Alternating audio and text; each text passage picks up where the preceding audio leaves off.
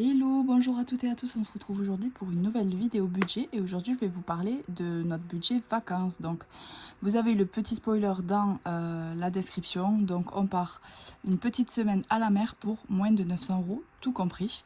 Pour vous resituer, donc moi c'est Leïla, j'ai 27 ans, je suis mariée, j'ai un enfant de 1 an et demi et de 3 ans.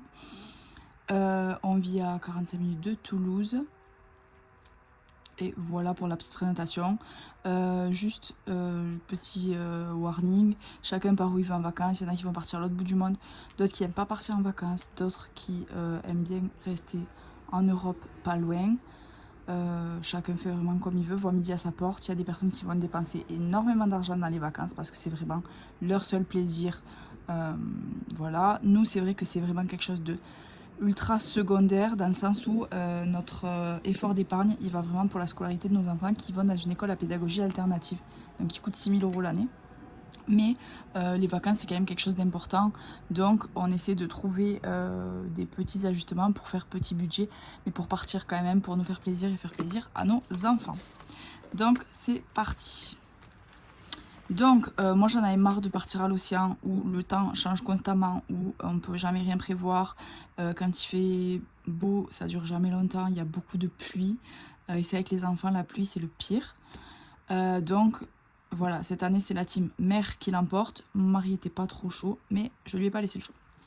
Donc, moi, quand j'étais petite, j'allais tout le temps au même camping, pendant au moins 10 ans, même plus. Je suis allée au même camping avec mes parents, un tout petit camping sans animation, sans rien du tout, à 100 mètres de la plage. J'étais la plus heureuse. Chacun, voilà, encore une fois, fait ses choix en conscience pour ce qui est le mieux pour lui et pour sa famille. Donc cette année c'était la team mère qui l'a emporté, mais par contre moi de Narbonne à Perpignan la frontière c'est hors de question, il y a toujours du vent et pareil on n'en profite pas, bouffer du sable sur la plage c'est hors de question. Donc nous la situation géographique que je voulais c'était entre Agde et Montpellier et compagnie. Donc voilà, là-bas je trouve que vraiment globalement il fait toujours très beau. S'il fait chaud, il fait jamais très chaud parce qu'au bord de l'eau, il y a toujours un peu d'air. Donc voilà, j'ai voulu réserver. Donc on part que 5 nuits et 6 jours parce que mon mari, si vous avez suivi, a fait une reconversion professionnelle. Enfin, il a changé de métier récemment.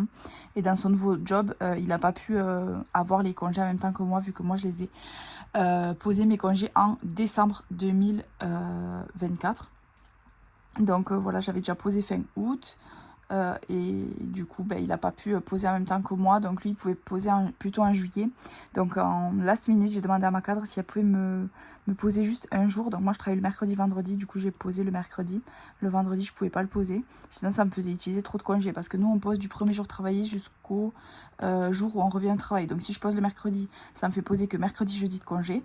Si je pose le vendredi, ça me fait poser vendredi, samedi. Bon, dimanche, je compte pas comme un congé. Lundi, mardi.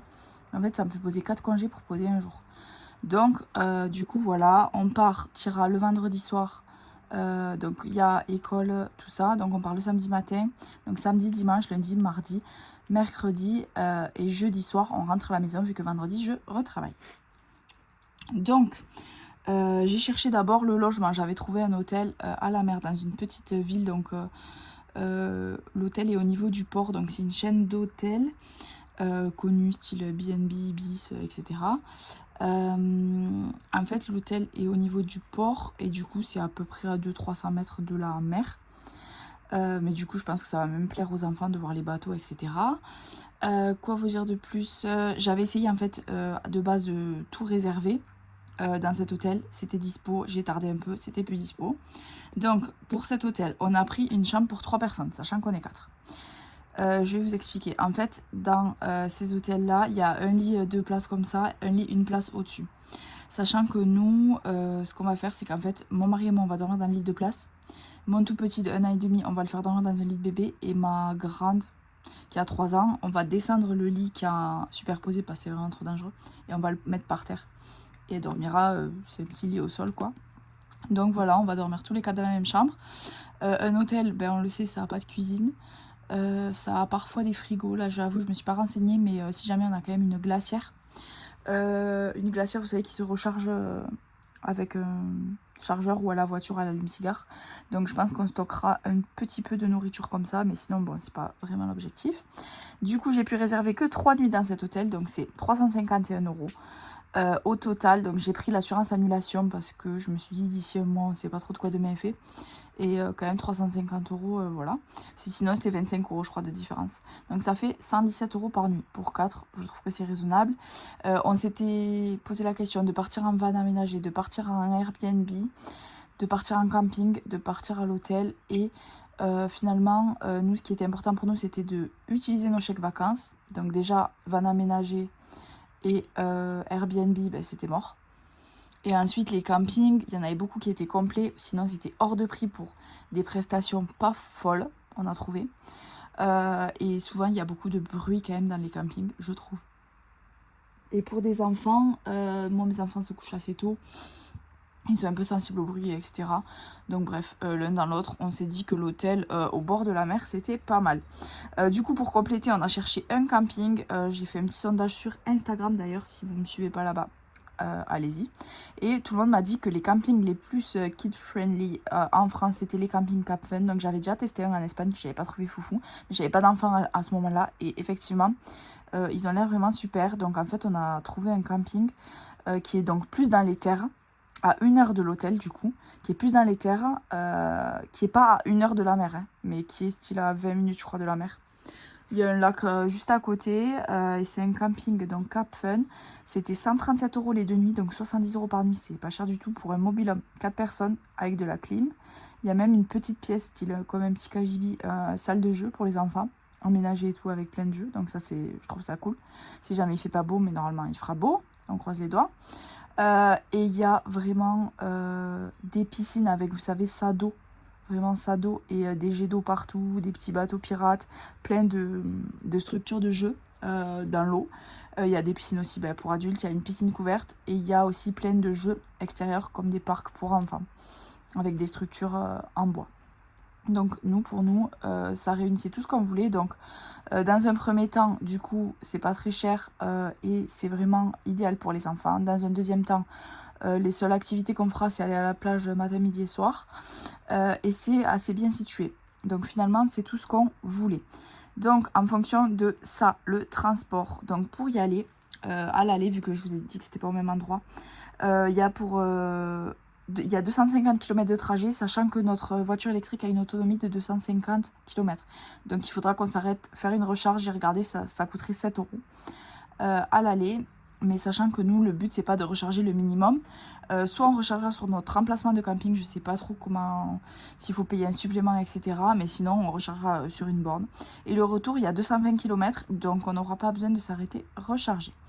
On passe pas par Toulouse parce qu'en fait, nous, si vous voulez, on habite là, Toulouse c'est là, la mer c'est là. Si on passe par Toulouse, ça nous fait 300 km, donc beaucoup plus de kilomètres, et 3h10. Alors que si on passe par les petites routes donc nationales, on a beaucoup moins de kilomètres et aussi un petit peu moins de temps. Je crois que ça se joue à 20 minutes près, on a 20 minutes de moins. Mais surtout, on a 0 € de péage et ça, vraiment, c'est une grosse économie. Donc, en gros, pour tabler plus haut, ce que je me suis dit, c'est qu'on rechargerait pour 30 € maximum parce que le but, c'est de recharger notre voiture à fond pour le retour. Et pour aussi entre les deux, mais entre les deux, c'est un petit trajet, donc en soi, ça devrait aller. Donc, le transport, le logement, c'est OK. Les à côté, j'ai prévu 30 € pour le parking, donc c'est quand on sera à l'hôtel à la mer, j'ai regardé dans la ville, le stationnement c'est entre 10 et 15 € par jour. Donc je me suis dit à peu près 30 €.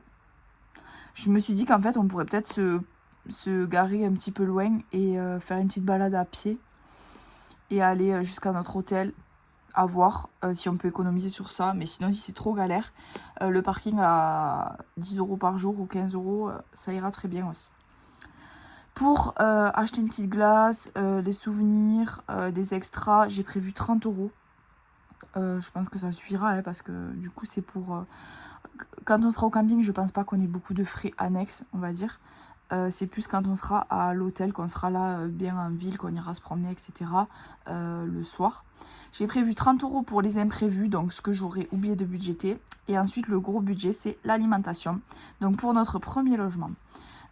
Au camping, le samedi matin, du coup, il n'y aura pas de de petit-déj, ce sera chez nous. Ensuite, pour le midi, on fera un pique-nique maison parce que on va arriver et que ce sera un peu la panique, on va dire, enfin qu'on aura d'autres priorités que préparer le repas, etc. Ensuite, pour le samedi soir et le dimanche midi et soir, je vais préparer des gros plats à l'avance. On aura juste à faire réchauffer. Pour le dimanche matin, on aura amené de la maison des fruits, des yaourts, vu qu'on aura un frigo bien sûr au mobil-home. Et des gâteaux maison, on va faire des gâteaux maison d'avance, donc je pense qu'on fera des cookies et un cake salé. Et comme ça, les enfants, pour tous les petits déj et goûter à peu près, ils en auront. Ensuite, pour lundi, mardi, mercredi, jeudi, donc ça sera plutôt quand on sera à l'hôtel. Donc le lundi matin, pour rappel, on est encore au camping. On part le lundi matin du camping. Du coup, le matin, ça sera toujours le même petit déj, donc fruits, yaourts et gâteaux maison. Le midi, on fera un pique-nique maison, pareil, que je ferai à l'avance, que je préparerai à la maison. Je pense qu'on partira sur des croque-monsieur ou des sandwichs, on verra, avec les enfants, des petites tomates cerises, voilà, des petits trucs comme ça.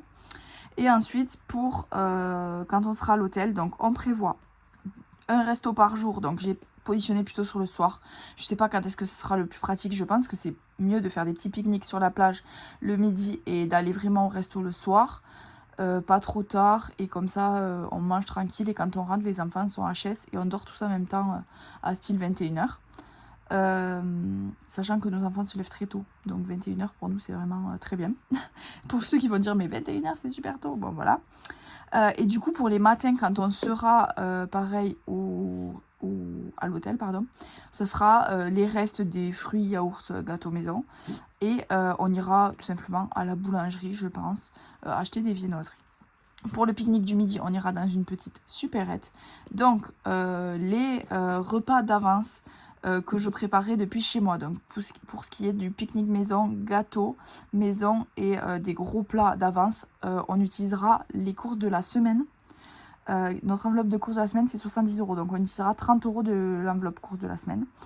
Et ensuite, les 40 autres euros, on les utilisera 20 € pour les pique-niques qu'on achètera en supérette. Donc clairement, on ne va pas acheter des sandwichs déjà tout faits. On va juste acheter du pain, du fromage. Enfin, en gros, on va grignoter, quoi. Donc 20 € pour 3 repas du midi et 20 € pour 3 matins à la boulangerie petit-déj. Franchement, c'est largement suffisant. Moi, quand on part quelque part, j'achète du pain à la boulangerie. Pour moi, je parle pas pour les enfants. Et je ramène toujours un petit bol, vous avez et hermétique, hein, bien sûr, avec de l'huile d'olive, et je le trempe dans l'huile d'olive et je mange comme ça. Alors après, les enfants, je sais que les viennoiseries, c'est vraiment une valeur sûre pour eux. Le croissant, ils adorent ça. Donc je pense que voilà, on partira sur un croissant chacun le matin et ce sera les plus heureux. Et aussi, on pourra acheter, je pense, dans la supérette, des fruits, des légumes. Voilà. Donc pour chaque resto, on prévoit 50 € par resto. Je me dis 20 € par adulte pour un plat, un autre plat. Et pour les enfants, ça sera c'est autour souvent de 10 € le menu enfant. Et on en prend souvent un pour deux, vu qu'ils sont encore vraiment petits. Ils mangent pas beaucoup. Donc voilà. Et pour le dernier midi, donc le jeudi midi, on sera dehors de l'hôtel, je pense. Et là, ça sera selon l'argent qui nous reste, soit un petit pique-nique ou soit un resto, selon le temps qu'on a, etc. Et on repartira après. Les enfants feront la sieste dans la voiture. Donc pour le plan budget que j'ai établi, je vous zoome un petit peu. Donc au total, ça nous coûte 828 €. Donc les vacances, oui c'est ça, les vacances nous coûtent 593 €. La recharge 30 €, imprévu 30 €. Non, ah mais ça c'est ce que on a dans les enveloppes. Désolée, je vous ai perdu déjà. Donc au total, ça coûte 828 € les vacances. J'ai regardé ce qu'on avait déjà dans les enveloppes. Donc dans l'enveloppe vacances, on a 593 €. Répartis en 210 € de chèque vacances, en 163 € de notre enveloppe vacances et en 220 €, en fait, on avait gardé les intérêts que mon mari avait perçus sur son livret d'épargne populaire, qui était de 220 € pour les vacances. Parce qu'à la base, si vous avez suivi, bon, si vous êtes là depuis longtemps et que vous regardez toutes mes vidéos en long, en large et en travers, j'avais réservé, en décembre, on avait réservé une semaine en août à la montagne. Et donc, on avait pris dans cet argent-là et d'autres argents. Parce que mon mari avait une course dans les Pyrénées, mais finalement il n'a pas eu le dossard, donc on a dû annuler les vacances, etc. Donc voilà, on a 593 €. L'argent pour le transport, donc pour la recharge, on le prend dans l'enveloppe recharge. Les imprévus, on le prendra dans l'enveloppe du mois imprévu. Et on utilisera les courses de la semaine 1 en entier, donc les 70 € pour, comme je vous ai détaillé juste là, se payer pardon, j'ai eu un petit bug. Se payer les repas. Donc, si on ajoute en fait tout ce qu'on doit payer et qu'on soustrait les enveloppes, il nous reste 105 euros. Donc, c'est 105 euros là. En fait, j'ai une enveloppe resto, mais je ne voulais pas taper dedans parce que je me suis dit, on va rentrer et on n'aura plus d'argent pour payer les restos. Je sais pas si c'est clair en fait comment j'explique. Mais en fait, c'est mon raisonnement dans ma tête. Donc, je voulais pas vider notre enveloppe resto qui est de 60 euros parce que clairement, ça ferait à peine un resto. Je me suis dit, quand on va rentrer, on n'aura plus d'argent dans l'enveloppe vacances, plus d'argent dans l'enveloppe resto, plus d'argent. Enfin bon, bref, on pourra plus rien faire alors que le mois de juillet est long et que l'été, on fait plein d'activités avec les enfants. Du coup, j'ai soustrait quelques enveloppes, mais pas toutes. Donc, j'ai choisi de vider entièrement l'enveloppe vacances. L'enveloppe recharge 30 euros sur 50 euros, donc il nous restera 20 euros dedans. L'enveloppe imprévue, c'est l'enveloppe du mois. Et l'enveloppe course, semaine 1, c'est l'enveloppe du mois également, enfin de la semaine du coup. Donc, il nous reste 105 euros seulement à trouver. Ces 105 euros, on va les prendre dans les gains de juin, le bilan du mois de juin et le budget du mois de juillet. 105 euros, ça sera vraiment assez facile. Sachant qu'à la base, je voulais vider mon défi d'or où il y a 50 euros dedans pour le récupérer. Donc, j'hésite. Je me dis, est-ce que je le prendrai pas pour des extras encore s'il y a une petite, je sais pas, un petit parc acrobranche ou un truc comme ça. Ou si je le garde plutôt pour les sorties de cet été. Sachant que voilà, on va pas repartir de l'été, donc peut-être faire des petites sorties avec cet argent. Je me dis que 105 euros c'est vraiment facile si je prends 20 euros dans les gains, 30 euros dans le bilan et 50 euros sur le budget de juillet. Parce que le budget de juillet, on va avoir vraiment, je crois que j'ai calculé plus de 800 euros à placer en épargne. Donc je me dis qu'il y aura la marge. Donc voilà pour mon petit budget vacances. Je sais pas si c'est clair, mais en gros là j'ai relisté toutes les dépenses qui sont 30 euros pour le transport, 137 euros pour le premier camping, 351 le deuxième, enfin l'hôtel, 90 euros pour les à côté, 70 euros pour l'alimentation, enfin la semaine de course, et 150 euros pour les restos. Donc voilà, notre budget vacances, 828 euros pour 5 nuits, 6 jours à la mer. Sachant que voilà, nous on aime les choses simples, donc ce sera plage et c'est tout. Et au camping, ça sera les jeux d'eau et le parc du camping. Donc voilà, n'hésitez pas à me dire pour vous c'est quoi votre budget vacances et ce que vous en avez pensé de ma vidéo. Je vous dis à très vite. Ciao ciao.